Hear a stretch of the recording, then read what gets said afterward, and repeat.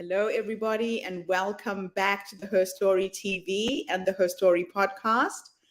This is Gertrude Matcha here in beautiful Melbourne, Australia. And today I am graced with the presence of yet another fascinating young woman. Welcome to our tribe. Before we get started, I'd like to acknowledge the traditional custodians of country throughout Australia and their connections to land, sea, and community. We pay our respect to their elders, past, present, and emerging, and extend that respect to all Aboriginal and Torres Strait Islander people today. So for those of you who don't know, I normally live in New Zealand. I'm now based in Melbourne, Australia. And this is an acknowledgement for the joy that I have to be in this beautiful country where I'm able to share the stories of these amazing women from all over the world. So, my next guest, please tell everybody your full name, where you're based, how old you are, and share your story with us today. Hi, so I am Aimees Ravichandran. I am 30 years old. I am based out of Bryan, Texas. Some of you guys might know where Texas A&M University is. That's the city that I live in. And my story is near and dear to my heart. One, because it is my story, but I started my business, Abundantly Social, 6 years ago, and I honestly kind of fell into it. So I went to the University of Texas at San Antonio, and I got a degree in psychology with a minor in graphic design. And my dream was to go and be a psychologist to inmates. And my life just kind of took a crazy turn, and it ended up that I graduated, I got married, and I moved to Houston, Texas. I was working for a lovely woman by the name of Sandy Lawrence during this time while I was in college that owned a PR company in Houston called Perceptive Public Relations. I started off doing social media with her, and it really kind of just evolved for me. And when I moved to Houston, I started my own company while working for her public relations business. And so I was starting Abundantly Social. I worked my way up in this PR business to vice president of the company. And 2 years ago, she decided to retire and actually gifted me her company. And so 2 years ago, I merged it with Abundantly Social that now offers book marketing, public relations on top of social media marketing, which is what we were founded on and near and dear to my heart. During that time, it has been a crazy ride. So I am a mother of two beautiful daughters that are 13 months apart. So they are 2 and 1 currently. And so I really quick had to learn to juggle running a full-time business and merging them together, which was taking on a massive workload, bigger than what I originally had for Abundantly Social. I was still growing it and juggling being a stay-at-home full-time mom with my daughters. And that was something I really just had to adjust to, because you have this vision in your mind, or at least I did, that I can totally work from home. I own my own business. I can make my own hours, and I can still be a full-time mom and take care of my kids, and I can just do it all, right? I'm Wonder Woman, and I am Wonder Woman in my own way. And I feel like all women that work from home or have a full-time job and come back, they are, and they're amazing.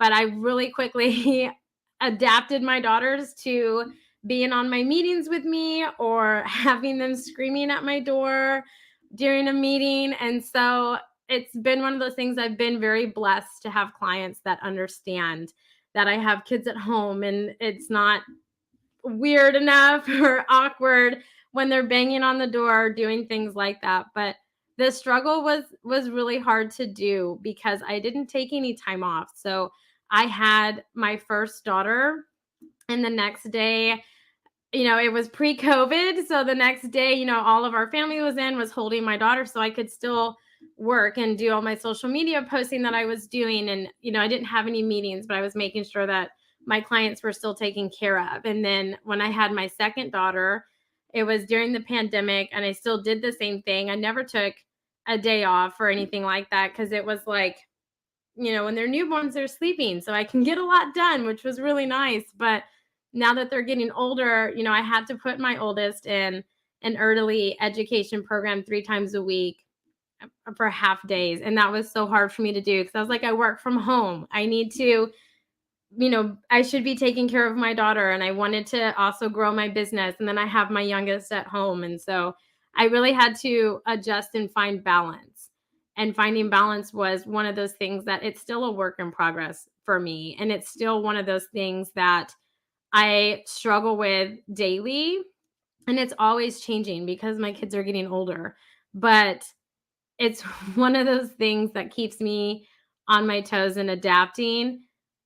But it makes things interesting in my business. So my business, like I said, is all about social media marketing and book marketing. And so I help authors become Amazon bestsellers, and I bring their social media following up, and I get them engaged and everything with their readers. And that can be very time consuming and things, but it's one of those where I can separate it, because now I have like my office and stuff, but I can do things like that in the living room with my daughter. So I can still spend time with her. Even if she's asleep, I'm still there, spending time with her. Or my oldest going off, she's making friends, right? And during that time is when I pack load everything. And I know all of the working moms out there can relate that you just pack load everything as much as you can into that couple hours that you have a day that you're just like, I can do it, get it all done. Then you can spend time with your kids. And that's the beauty of it is, I do own my own business. And so I have that flexibility, but you always have that guilt. And finding balance was just really important to me. And, I have to give a shout out and a thanks to Mickey Mickelson. I met him at the end of last year, who's also another publicist. And, we can tag team on a lot of things, which takes time off of my plate for clients and things, because we can tag team it where I can spend more time with my kids. But a lot of it for me was, I know that there are a lot of working moms out there that are business owners, and they struggle with finding balance and family time. And I don't have the magic answer for you, but these are just some of the things that have worked for me. And my business is thriving and it's growing. It's currently in its 6th year, and it's doing really good. And I have to find the balance. I work around the clock. There's some days in the mornings I have a lot of meetings from 9 to noon or 1 o'clock. And then I don't have anything until 7 or 8, when my kids are abed and going to sleep, where I can get things done. And I try to make it where I can spend as much time with them. But that means sometimes I do have to work on the weekends and Saturday mornings and things like that. But it's all about just being okay with that and finding the flexibility, right? I mean, my whole thing is I'm doing this whole thing for my kids. So my kids can kind of look back and just be like, wow, my mom did all of this stuff and helped so many people. And I've helped create, probably over 100 to 120 Amazon bestsellers. And I've made other people's dreams and realities come true. And I've brought some amazing books for my kids to read in the future, and it's going to impact their future. And that's what is my driving factor. But I've kind of just made it where my kids are a part of my work. And that's how I have found balance is, I always give a disclaimer to my clients how, I have kids that are at home. So if you randomly hear a scream or a bang at my door or, something going on, like it's my kid, I promise she's okay. I have cameras so I can see them and anything like that. But they're a part of my life. And when I not realized that, but when I kind of came to terms with that and I stopped trying to separate and be like, oh, I need to be so professional here on this. And if it is like a big meeting, I'll have my husband or hire a babysitter to kind of help me out. So I am not distracted in that sense. And that's the balance for me. But once I kind of just incorporated my kids in it and made it where it was something that, yeah, mommy's on this meeting, but I can have you be on it with me. And then my clients kind of get to see my kids grow and watch them. And so they have all of these, people that have an interest and an investment in their learning and their growth and send them things. And it's become this whole huge family because of that. And that was really the balance for me, because I no longer felt pulled in so many directions and I couldn't make everyone happy. And I was feeling so overwhelmed and just like, oh, I'm not being successful at anything. But bridging the gap and bringing everything together for me is what worked. And, it's just, like I said, it's a disclaimer. It's even in my contracts that I give to my clients, right? Like, I have kids that are at home. I apologize for what happens in the future in terms of meetings or phone calls, but everyone has been really receptive to it. And I think that that's just something that, us as women and as moms and business owners, should be okay with it's okay to do that. So what an amazing and inspiring story. I work with a lot of authors. A lot of people are self-publishing, and a lot of our community would love to know step by step what it is you do to help them become a bestseller and market and promote their books. So I want you to talk as if you're talking to somebody who has just published, is needing your kind of help, step by step. What is it that you do for us?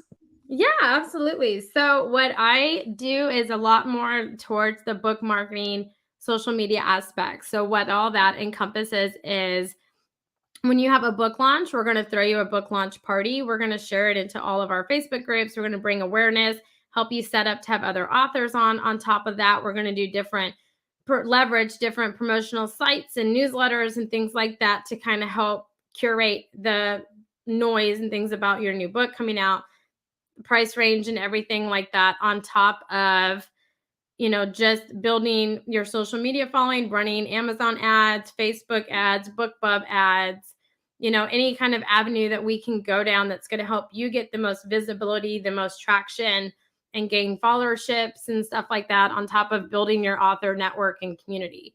So we are huge advocates for that in terms of indie, self-published, small press published. I work with a lot of publishers too.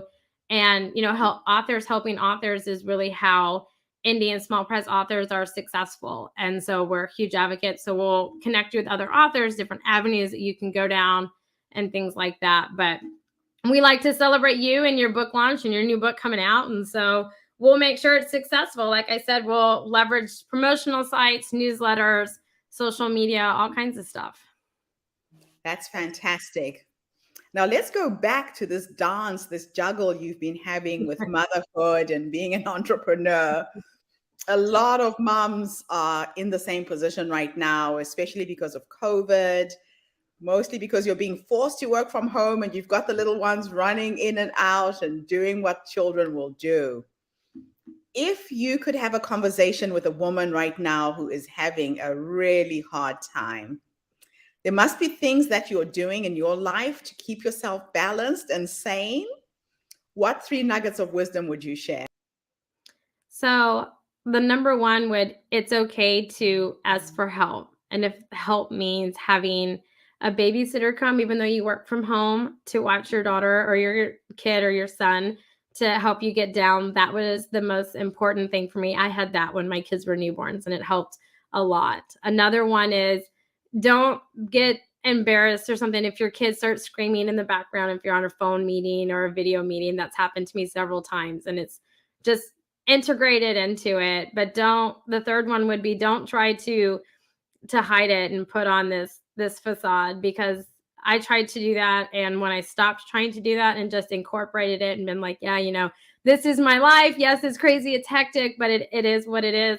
I kind of found that more people resonated with that and were more receptive, and were like, yeah, no, we've been there. And then it always trickles down to a different rabbit hole. And don't be afraid to just embrace it, and don't get embarrassed, because it happens and it's going to happen, but it's okay. And don't feel guilty about it, about hiring a babysitter or anything like that. I've done it. So.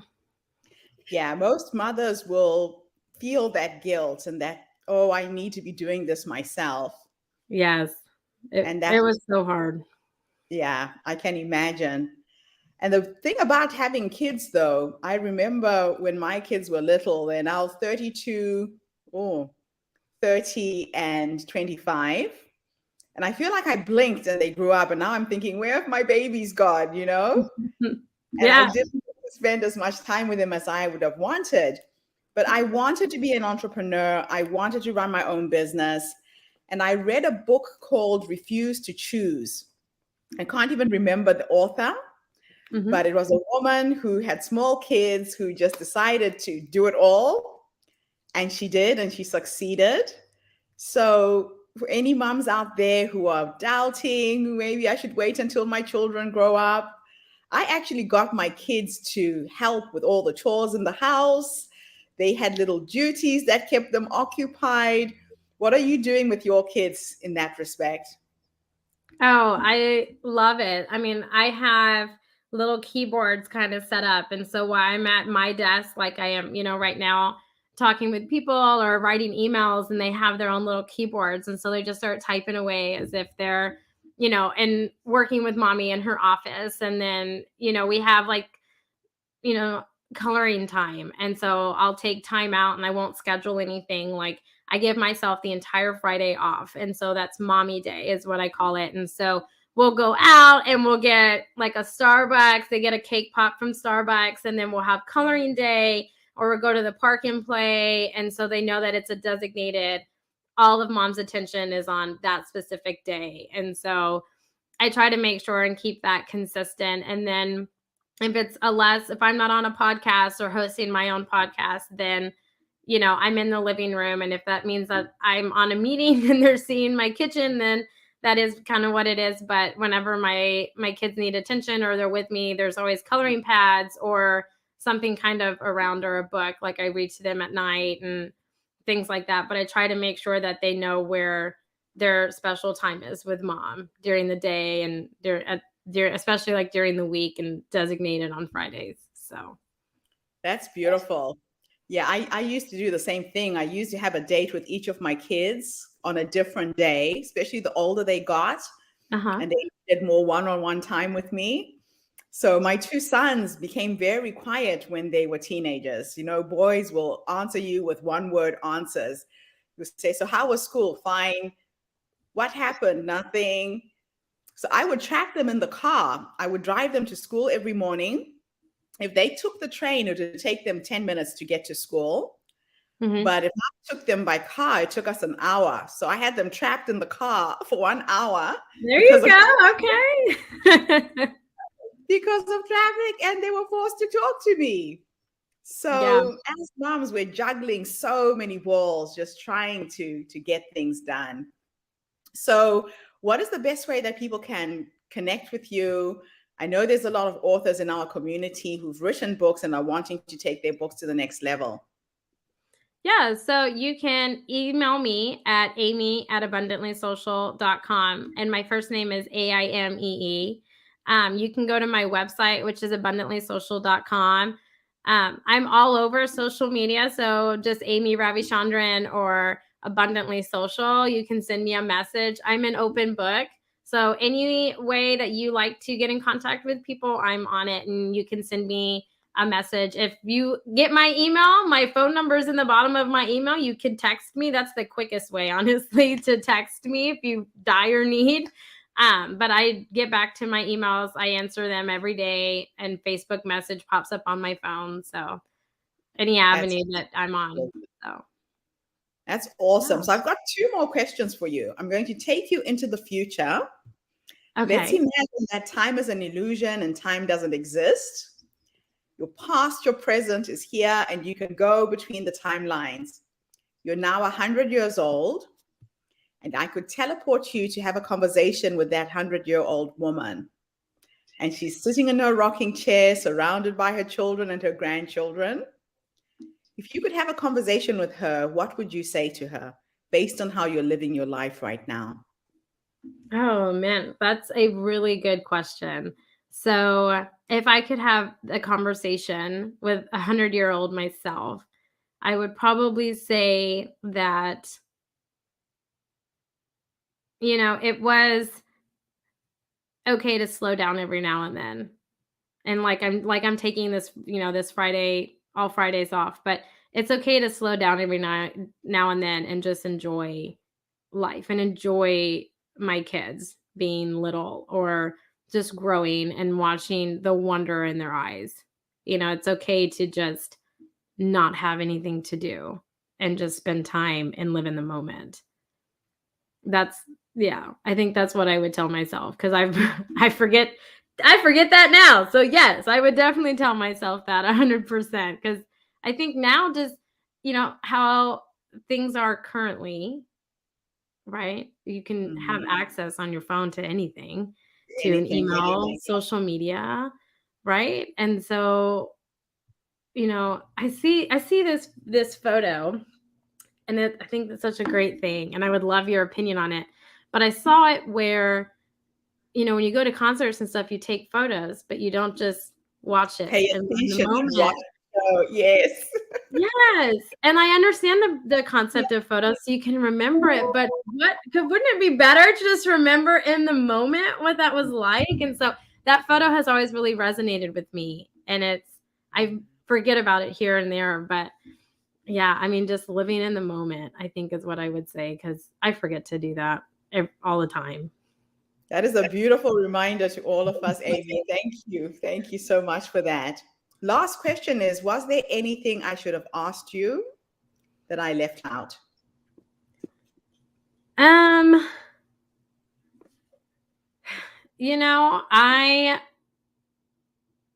mentioned that Abundantly Social does public relations or PR, but I am more geared towards marketing and social media.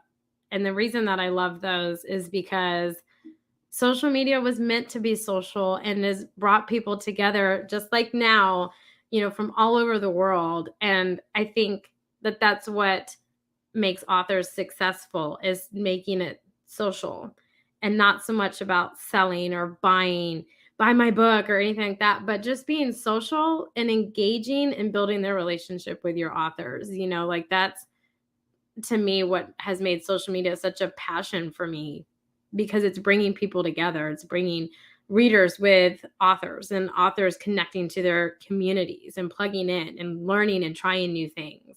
So, if I could say that you could have asked me anything, it would have been like, why am I so passionate about social media and with authors?